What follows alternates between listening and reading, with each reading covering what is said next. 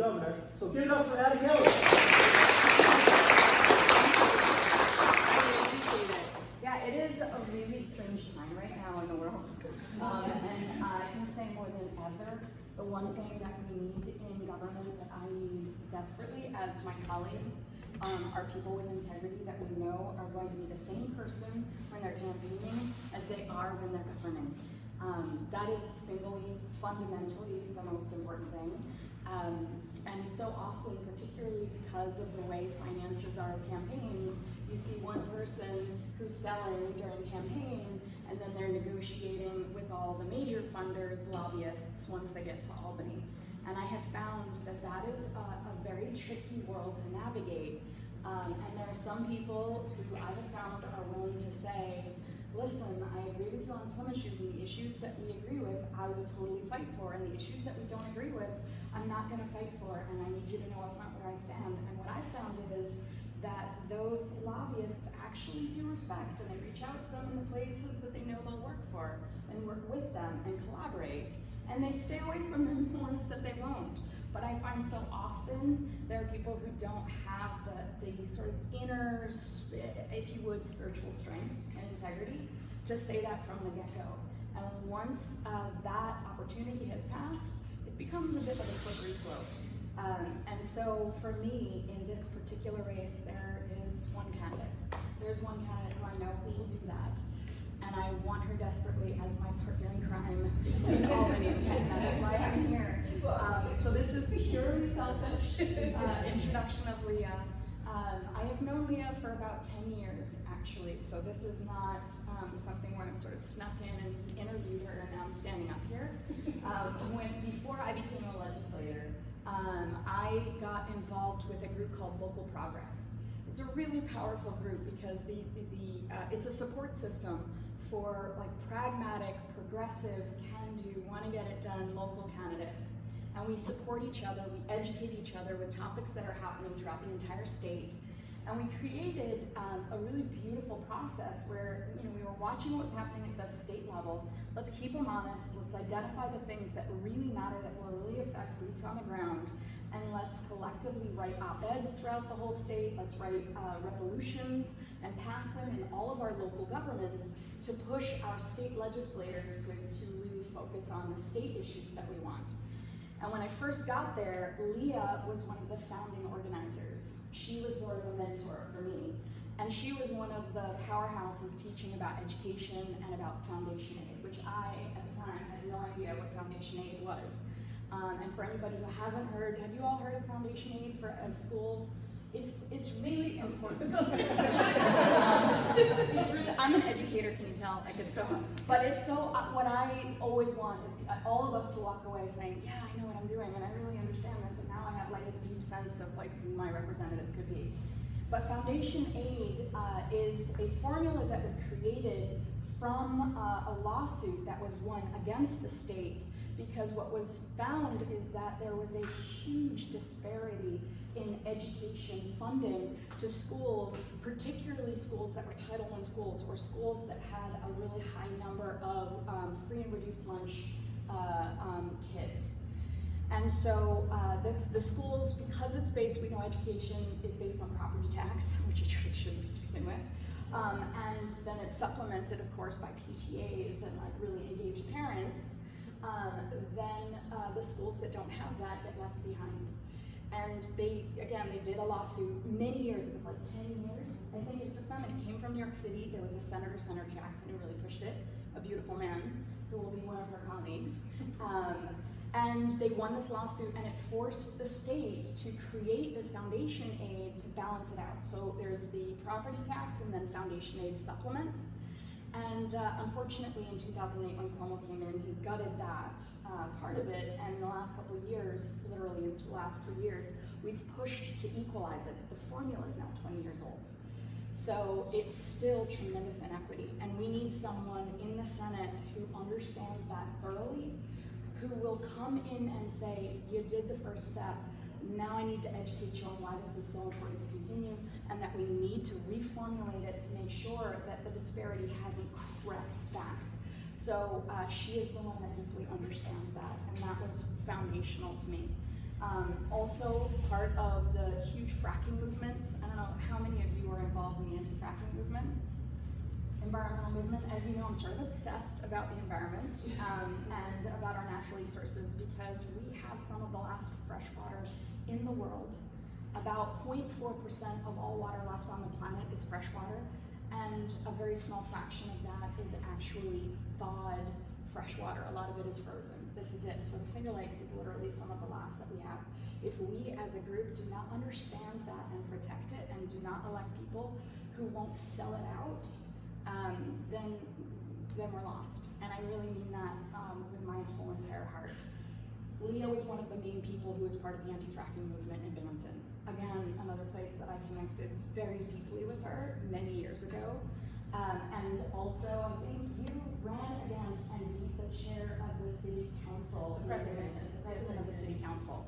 So, you know, she knows how to win a race, which is really important. And I think, you know, knows how to bring it to the end. But the last thing I want to say about that is, it's really, really, really so important that at this level of government, someone comes in with actual experience in government. And there is only one person in this race who has actual experience in government.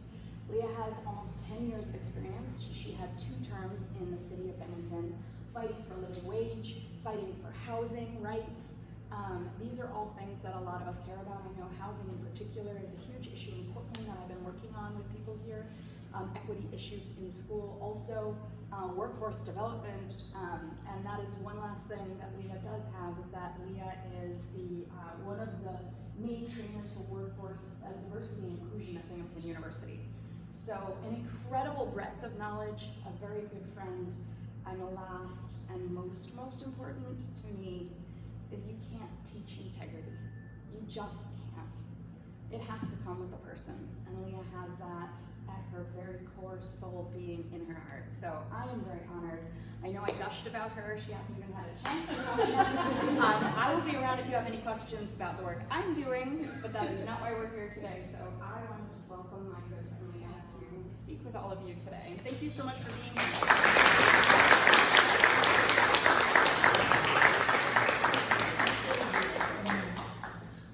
I didn't make her say any of those things. Wow. No, actually, she was blushing. Well, I'm at a loss for words, actually. Anna is always like really good at like getting me like off track of like, wow, I did that. Okay. I'm stubborn.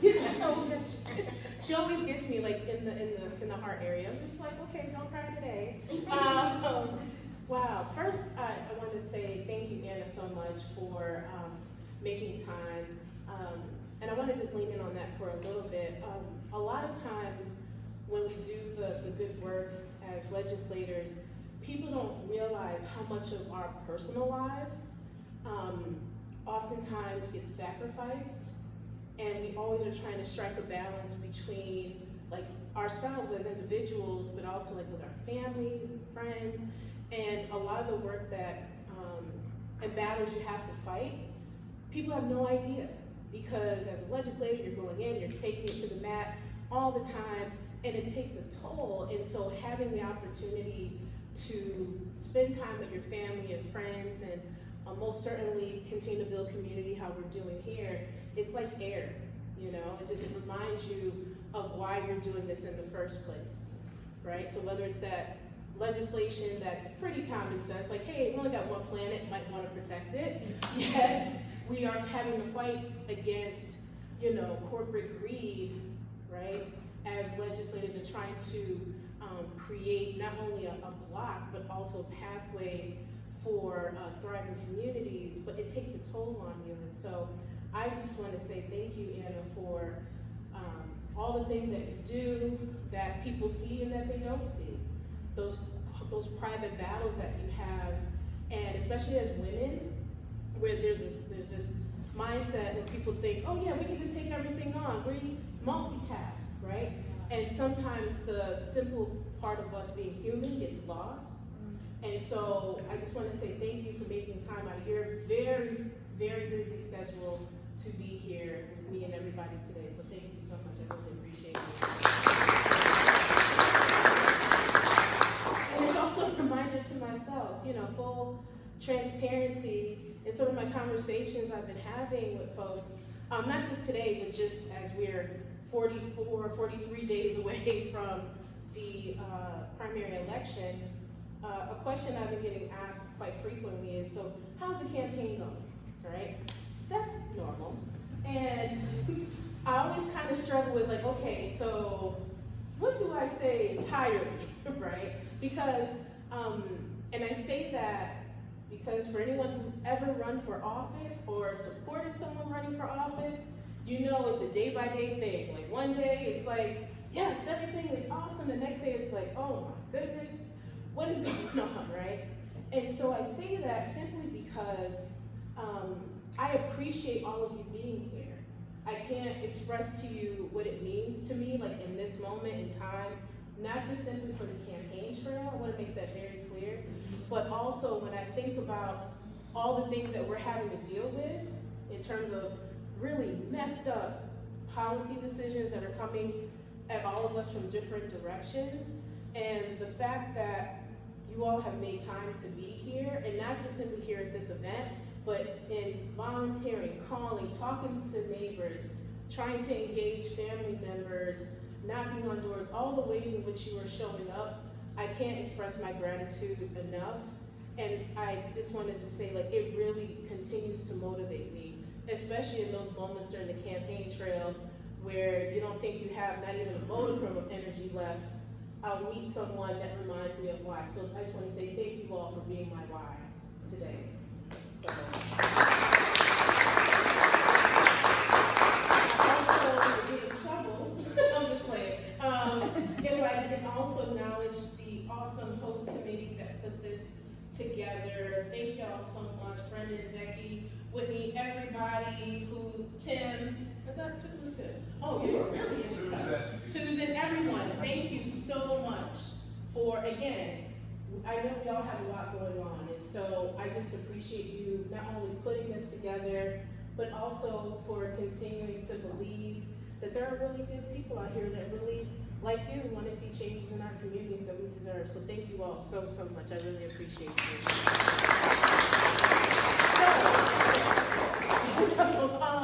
So I'm not one to stand in between good food and beverage. So I'll just offer my quick remarks, and I want us to like really mingle and eat, and then I'll kind of fill in on some ways we can continue moving forward together.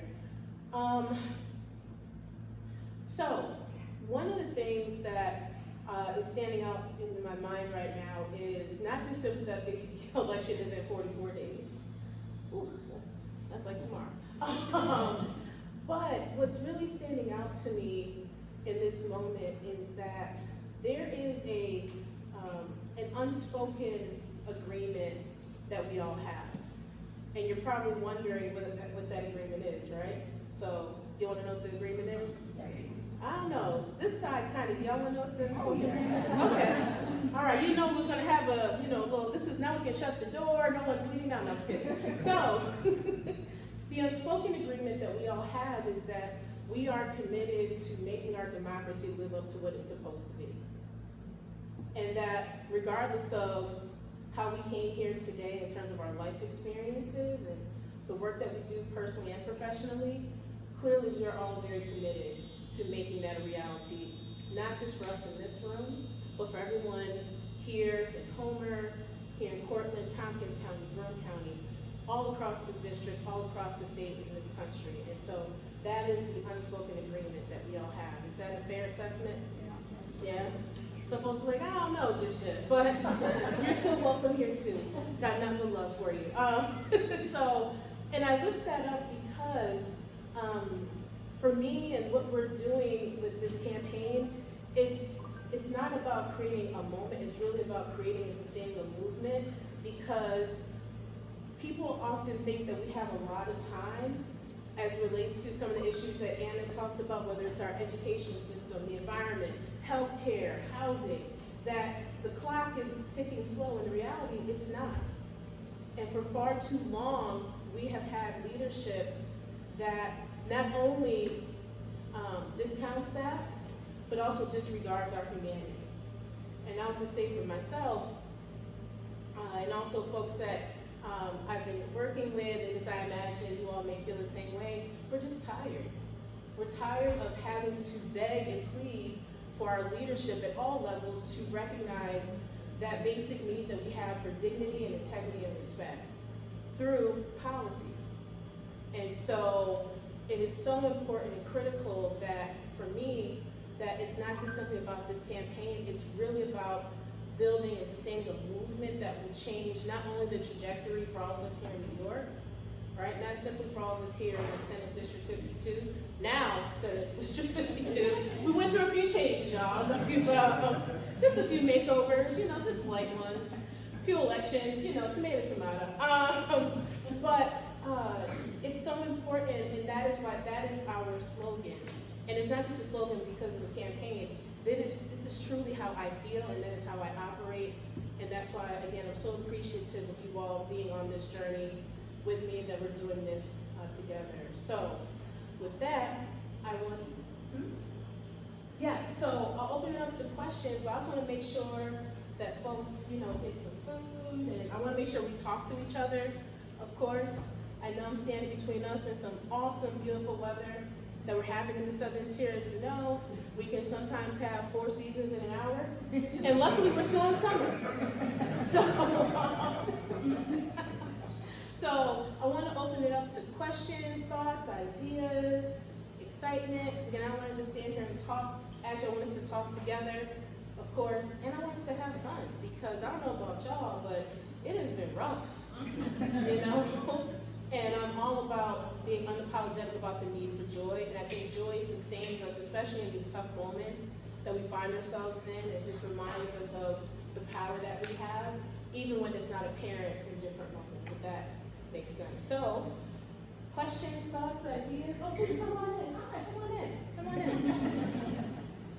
Yes. I see my BU folks here, in the building. I also work at Binghamton University. I'm a proud union member of UUP. All my UUP folks, can you raise your hands? Yes, holding it down. All right. We can get a little more than that. Clapping is free. Yes, so questions or? Okay, yes, Whitney. About, a little bit about the recent reversal of Roe. Oh, yeah, the recent reversal of Roe v. Wade. Yeah. Oh goodness, where to start with that one? I have several thoughts, but I want to hone in on what's happened here for us in New York. So I don't know if folks know, so Roe v. Wade was actually codified here in New York back in 2019, which has given us in New York much more security in comparison to some of our other states like Mississippi, like Texas. But one of the things that's happened within the last few weeks, and it's what I've been talking about this as well in both community conversations with leaders, also in my conversations with Anna and her work in the state legislature, is that we can actually create more security around Roe v. Wade. And this is why this is important. Just because it's codified doesn't mean that it is going to be protected. And the reason why is because administrations change. And we're experiencing that like right now. Administrations have changed, so now we're going to repeal back laws and policies. It happens all the time. So one of the things that the state legislature and the governor did just a couple weeks ago, actually last week, was start the ball rolling with regards to making reproductive rights a part of our state constitution. And so what does that mean? So a constitutional amendment means that we as people have an opportunity to weigh in on it. And that is so important, and it's not in a vulnerable position that when administrations change, now the policy gets repealed. It is a part of our documents here in the state. And so the legislature had a special session along with Governor Hochul and started the ball rolling on actually putting reproductive rights in the state constitution by passing the Equality Amendment. Are folks familiar with this or know what's going on here? Okay. And so what does that mean for us now? Well, that was the first step. The next step is there has to be, again, another approval for it in the next legislative session, because it has to, for any constitutional amendment, it has to go through 2 legislative sessions for it to show up on the ballot. And this is where we get to have fun, right? Because it will show up on the ballot that, guess who votes for it? We do, right? We vote for it. We vote for it. As voters, we can say reproductive rights are critical and they need to be a part of our Constitution. So now we have some of that power back. And isn't that wonderful? You know? So it'll show up on the ballot, we vote on it, it passes, and now it is a part of our Constitution. So even when administrations change, right, especially at the state level every 2 years, on the legislative side, it takes at least 2 years for, if they wanted to try to take it out, it takes at least 2 years, but then we know we have power because we're all voters, right? Are we voters in here? Yeah. Okay, I just want to make sure who's in the room. Like, hold on. I mean, if you don't vote, we can have a conversation, but yes. So you see what I mean? It makes it more difficult because it's not serving at the whim of an administration that's just trying to make a statement. Does that make sense? So I just wanted to lift it up and thank you, Whitney, for raising that, because a lot of folks think, oh, had the legislative session and now it's over. Oh no, that just got the ball rolling. So again, all this information is important, and so we actually have petitions going because a lot of folks need to know that we continuously need to have support so that it can get on the ballot, so we can vote on it and have it pass. And that way here in New York, that we actually have even more security around reproductive rights. So thank you for that question. I'll also say, as a point to kind of wrap that piece up, sometimes we can get comfortable. And what I mean by that is, well, we're safe here, and some folks can get our resources, so we're fine. And the answer to that should be no, right? Because if one part of our family is suffering, right, it impacts all of us. And so this is where we have another opportunity to make some impact. How many folks know people in Pennsylvania? How many folks know people in Michigan? How many folks know people in North Carolina? Right? I'm just naming off random states to simply say that it's important that we communicate to family, friends, leaders in all these states who don't have that first of even having Roe v. Wade codified, to have them push their leaders to codify Roe v. Wade in their states. So that's one. The other, and I know that President Biden signed an executive order as it pertains to Roe v. Wade, but again, the impacts of the Supreme Court overturning Roe v. Wade, I don't know if folks have been watching, there's a lot of stories of people literally concerned about not only their health, but also being locked up, facing criminal charges just because you have either, and I think the narrative around reproductive rights is just, well, if you are a victim of rape, but it's also bigger than that. If you have reproductive health issues like ectopic pregnancies, or if you have fibroids and you're pregnant and it puts your life at risk, you should be able to say, you know, I need to terminate my pregnancy without fear of the government saying, well, no, you just died. That's it. And that's not right, right? It's not right, right? It's not right. It's not right. Nor is it necessary, right? And so it's, again, keeping these conversations going around not only the decision, but also the real impacts, because people are having experiences literally right now. And so it's important that we connect folks to resources like Planned Parenthood and others to make sure that they're also getting the support that they need. So I just wanted to lift that up as well. Thank you for your question, Whitney. Other questions? Yes. Yes, Hi. every Saturday we are meeting at Democratic Party headquarters at 3 o'clock and going door to door. So we need more volunteers. Okay. All right, did y'all hear that pitch, that plug? We need you. Hands, feet, smiles, water. Of course, we want you to be hydrated. It's hot out here, right? To come to Democratic headquarters in Cortland, because again, How many days away are we from the election? 44. Woo-wee, mercy. But yes, we need folks on the doors here in Cortland. Every part of the district is very important. So knocking on doors, also if you can make phone calls. We also have some very lovely lawn signs as well. They're very pretty, they're purple, it's my favorite color, but I digress. But yes, we need volunteers. So if you haven't volunteered yet, no worries. You got plenty of time to make that decision right now today, right? Sign on up, talk to your friends, colleagues, family members who also volunteer as well. I promise you, you won't regret it. Yes, thank you for that. Yes? Talk a little bit about housing access. Yes, housing. So, actually just had this conversation yesterday. Housing is a very core campaign area focus for me, but it's also been a core of the work I've done, not only as a former city council member, but also as an organizer. So, one of the things I was able to work on as a legislator around affordable housing, this was when New York had the Restore New York program. Do folks remember Restore New York? It was an initiative underneath the Cuomo administration. It actually started before Cuomo. Essentially, it gave money to municipalities to address dilapidated properties, properties that need to be condemned, demolished, but also rehabbed. And so while I was on council, one of the big issues that we had, and still it hasn't gone anywhere, is access to not just housing, but quality affordable housing.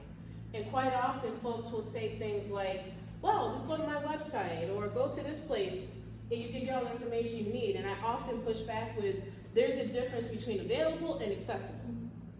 All right, so just because it's available doesn't mean it's accessible, let alone my other favorite A word, affordable, right? So, one of the things that we did with that program was we worked with community development housing organizations to not only redevelop those properties and turn them into affordable housing, but also opportunities for small businesses to have storefronts. So commercial properties were able to be addressed with this program along with housing. And just in my district alone, we're able to address more than 40 plus properties that again were either eyesores, or they have been vacant for so long, or if they were in too much of a terrible condition, we actually turned them into green space. So I also at the same time passed legislation around green zoning in my municipality to make sure that we're just not going by and seeing all these empty spaces, right? Especially when you look at environmental challenges that we have, but then also very real pervasive challenges around poverty. And one example, of course, is being fresh food access. So I was able to kind of bring all of those issues together through that program, but also bringing together different partners as well with that. Good question. Other questions, thoughts? I feel like I'm at a lecture or something. I want to, you know, I gotta walk around. I need to like do a cartwheel. I can't do that. They ain't gonna go well. But, not now. Maybe 15 years ago. If I did it now, we all gonna need an ambulance or something. Like, listen.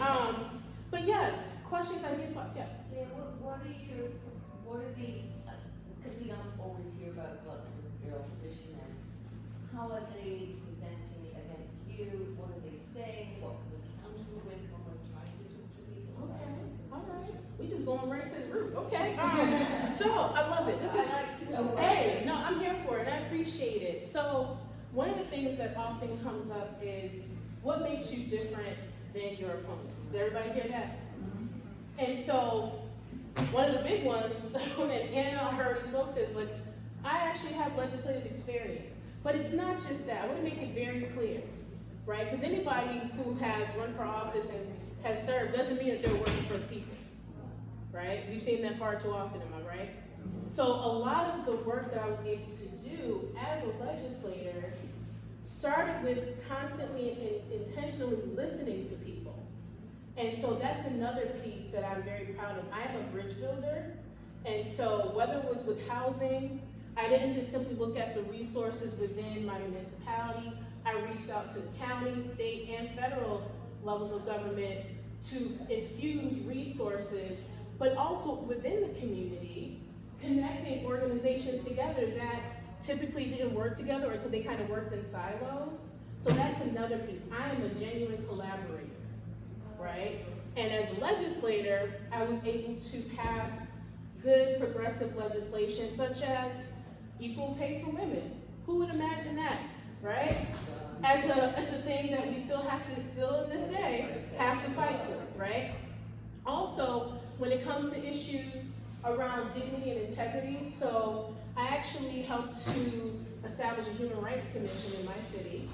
And also, we passed a law called the Human Rights Law to give even more protections against discrimination that people were experiencing, so whether it was due to race, ethnicity, age, gender, LGBTQIA plus identity. We actually passed a human rights law that complemented the establishment of the Human Rights Commission. Another thing that I often say to folks as a consideration that makes me more distinguishable is that I often ask folks to look at who's a part of the team. Look at who's endorsing, right? Look at all of you. Y'all are endorsing, right? Woo, this is about to be not just kidding. But no, essentially, yes. Look at who is supporting the campaign. And it's not just folks who are either former electeds or folks who have been a part of the party for a long time. It is a nice cross-section of folks. Whether you are very progressive, whether you're more kind of center of the road, all of those, everyone, if you just look at who's supporting, it sends a message, right? So that's another piece I also offer. The last thing I will say as a difference is that, and this is something I believe in, is that I don't think you have to hustle the truth. When someone is not being authentic, you can tell very easily. It doesn't take much, right? And so when you meet me or talk to anyone who's a part of the campaign, right, you're gonna get folks that are being authentic. And it's not like it's something where, you know, I'm twisting people's arm, because 98% of the campaign is all volunteer. You know, and so that also sends a message, not just simply who's endorsing, but our campaign is powered and run by volunteers. So that also sends a message too. And then of course, always leave room for folks to often share back, you know, what is it that you've heard, right? And I always encourage folks to find pieces of my story that resonate with you, whether it's my work on healthcare, housing, the environment, education, right? And if you don't know those things, and Emily gets on me all the time about this, I do not do a great job of highlighting all the things that I've done, because literally, I'm always focused on doing the good work, and Anna knows this about me too. I'll have a conversation with Emily, and she's like, I had no idea that you did work with Planned Parenthood in the Southern Tier, pushing for a women's equality agenda. Oh, I forgot about that. Right? It's like, because again, I'm so focused on doing the good work, I don't keep a track list, right? I don't keep a tally card. And so you'll find a lot of folks that will take credit for things that they've done. In reality, you haven't done it, right? Especially if you've never been a legislator. How do you pass legislation when you're not a legislator? The math ain't mathing, right? So I'm just being honest, right? And so again, I encourage you to find pieces of my story. I also have a one-pager around, but again, I always want folks to be authentic, so I don't want you to feel like, oh, someone asked me this question, let me resort to this first and read it, right? I want you to find what resonates with you, right? If you don't find that, I can guarantee we'll find something. So yes, that's my response to that. And of course, anytime if you feel like you don't know, I always refer folks to my website, but more importantly, I just want to make sure that folks feel comfortable and engaging around that question. But that is my response. Yes? And then talking about equality and pay, what's your position on the state of level the playing field for workers who are trying to organize in two places like Amazon on the warehouse? We find that the administrators have a far greater support than we do from the organization workers. Yeah, well, as a proud union member myself, and I also come from a union household, so both of my parents were involved with their respective unions. My father, he retired from Binghamton University some time ago, but he was actually the president of CSCA. And so for me, the rights that workers are looking for in the workplace, such as being able to unionize, because unfortunately, some of the leaders don't wake up thinking, how can I make the workplace better for my employees? So it's important that we support from the state level, leveling the playing field for organizations to organize and form unions, because we know that it's always for a good reason. Either it's because the wages are not on par, right? They're subpar.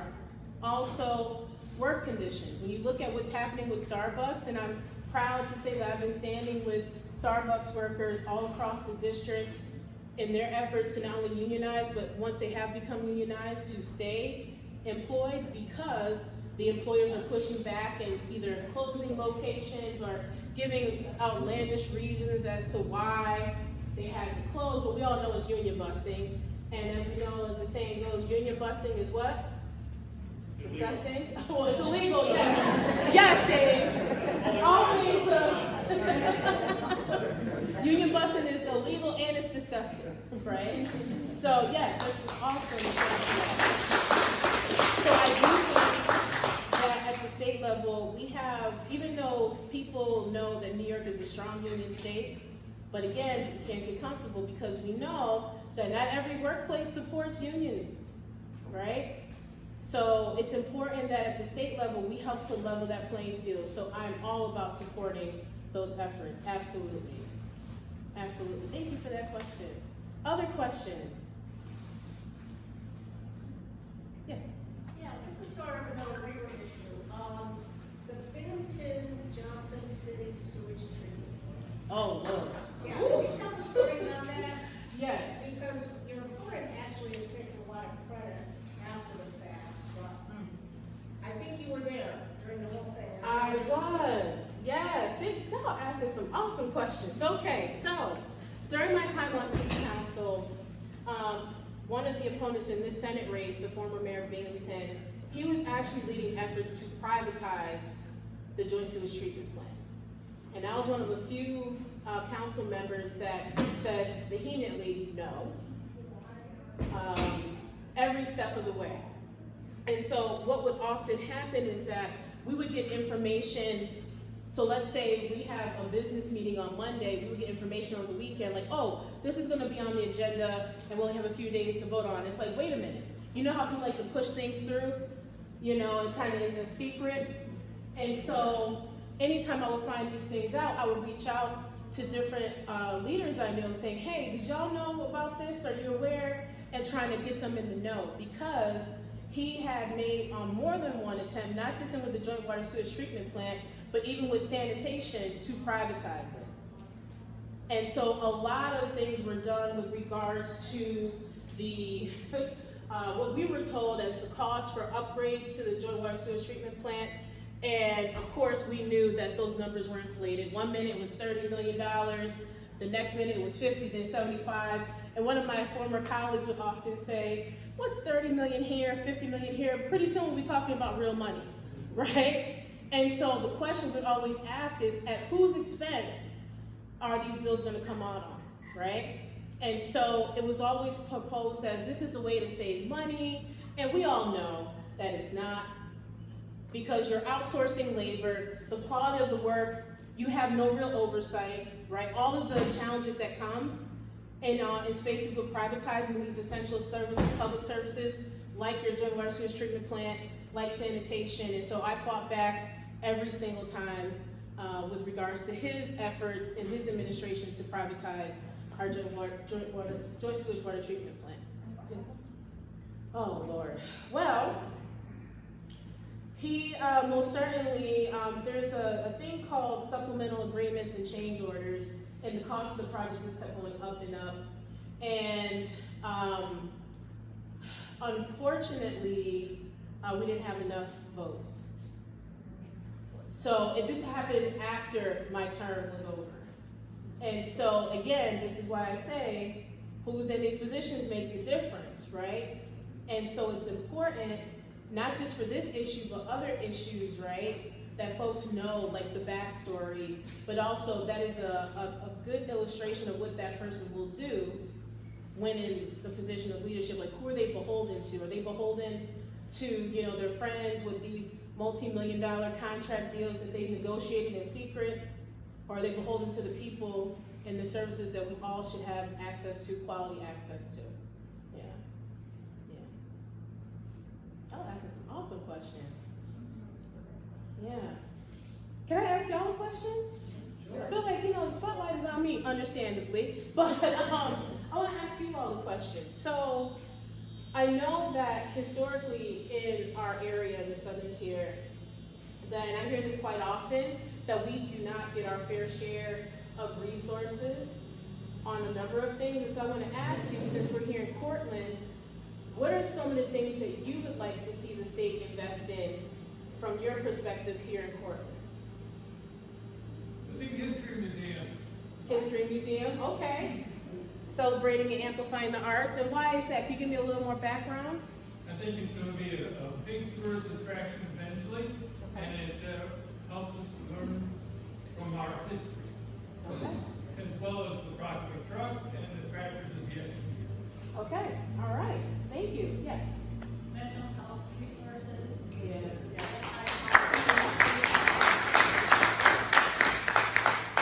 And of course, supporting abortion providers and access.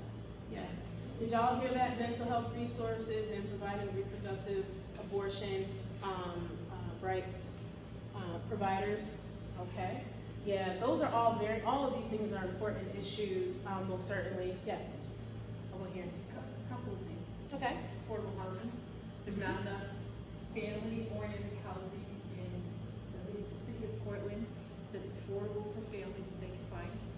And I would like to see, as the drug court judge, some facility, some way for a detox facility, and perhaps social workers or mental health providers to assist our police departments with, you know, their challenges with dealing with the issues.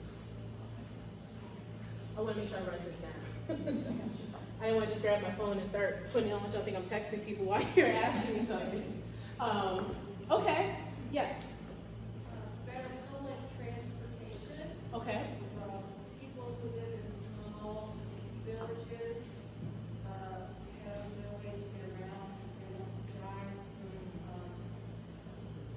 More regional planning for transportation instead of just county systems. Yeah. For example, I live closer to Cortland, I can take a bus to Ithaca, but that bus will cross the county line to Cortland, from Rockford to Cortland. So there needs to be better, transportation. And also, community centers. The only facility that counts as a community center in my village is the public library. Which is open limited hours, has limited space, and children who are living in poverty have very little resource in that whole township. So let me recall back what I've heard you say so far, and if I miss something, y'all can get me all the way gathered, I promise you, it's no problem. So I heard art museum, history museum, history museum. I also heard access to mental health services and also support for reproductive rights, abortion providers.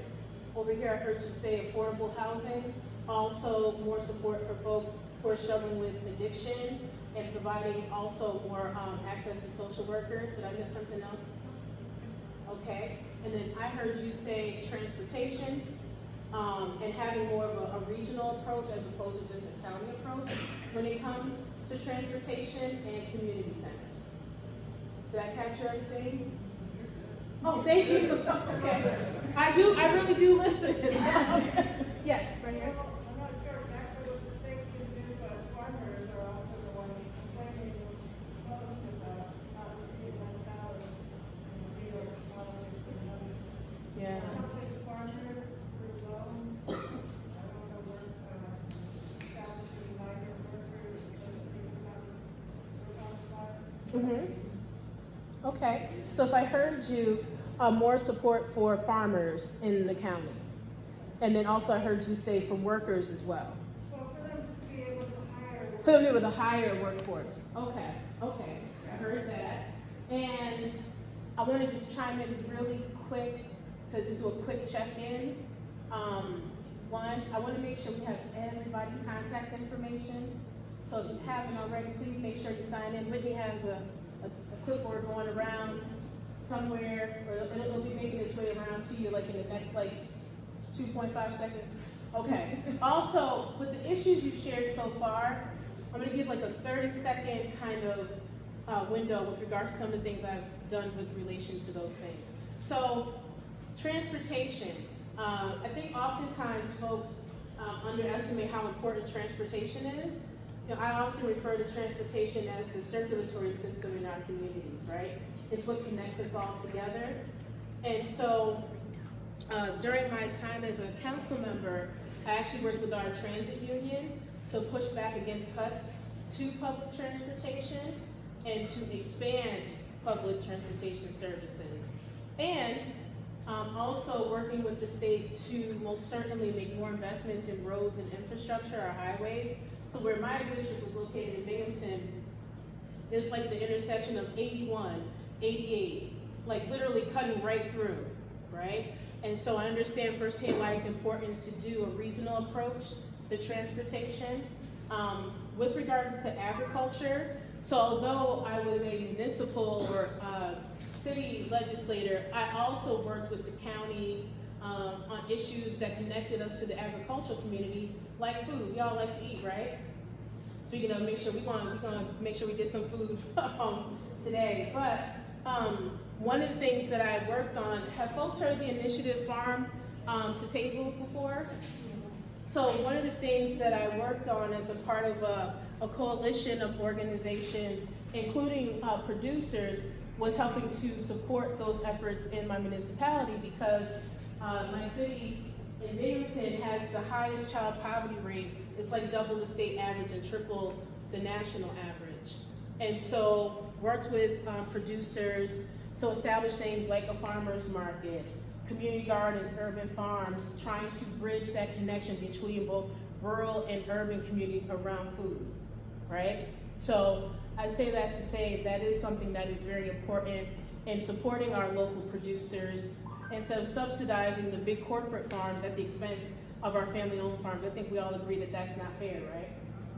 Okay, and so as it relates to issues around more support for mental health services, I've had to navigate that myself. I have a niece that has special needs, and that was always a major challenge, was finding mental health providers that could help her address some of her needs, and also through the work I did at the county as a partner, not in the county as an employee, but as a partner, I actually helped to establish a re-entry task force. We dealt with issues around addiction, but also recidivism when it comes to criminal justice.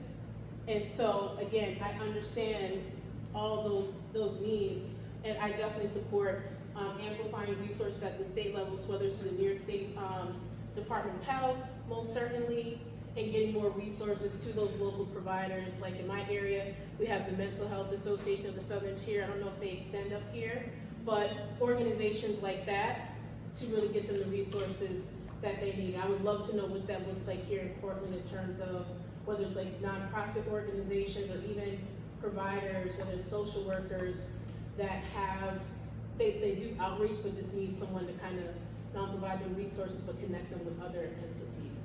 So I'm gonna pause there because I really want us to eat food and have drink and have fun.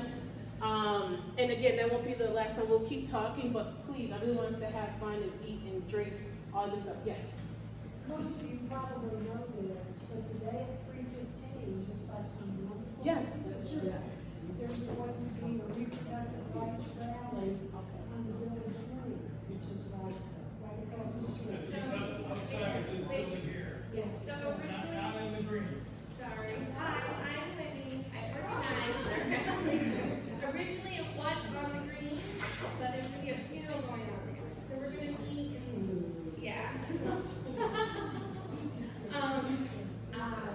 Floors of the Arts, we're gonna gather in front, and then we're gonna walk to 81, and to that empty lot, right across from the dairy.